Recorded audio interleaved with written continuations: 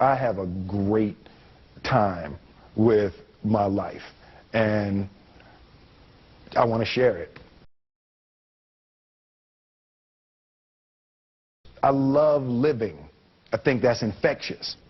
It's something that you can't fake.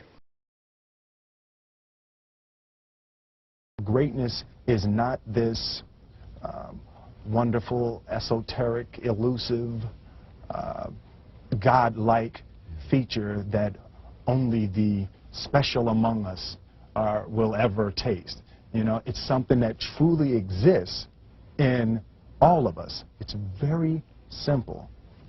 This is what I believe, and I'm willing to die for it. Yeah. Period.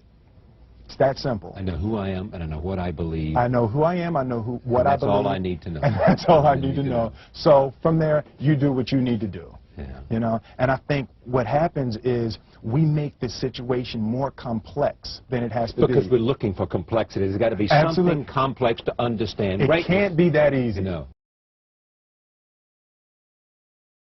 We didn't grow up with the sense that where we were was where we were going to be.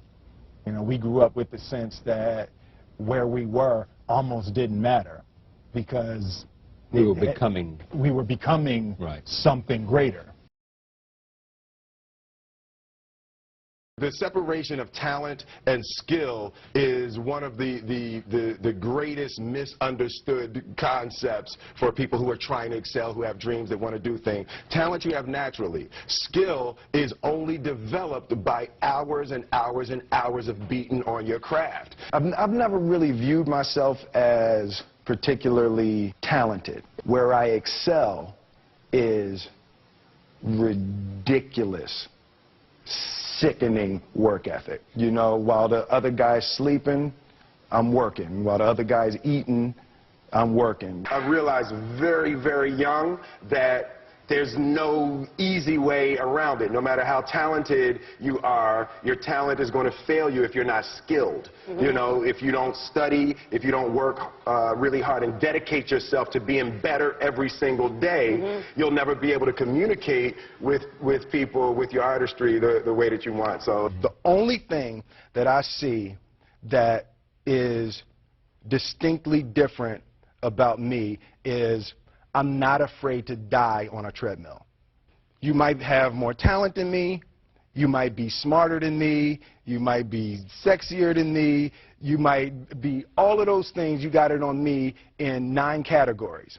But if we get on the treadmill together, right, there's 2 things. You're getting off first, or I'm going to die.